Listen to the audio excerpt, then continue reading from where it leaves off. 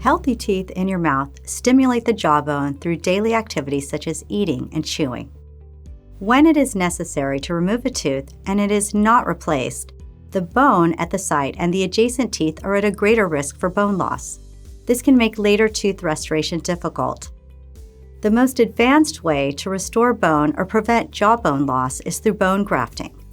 This technique promotes healthy bone growth and creates a stable foundation to place dental implants. There are several different types of bone grafts, and we will recommend the treatment option that best addresses your needs.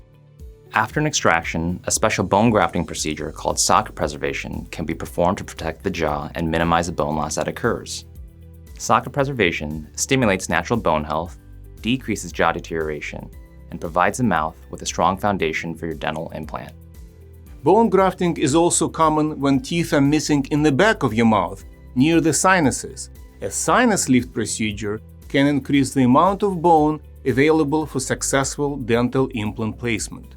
If you're considering dental implants, our team will assess the condition of your bone and develop a treatment plan to restore your oral health and smile.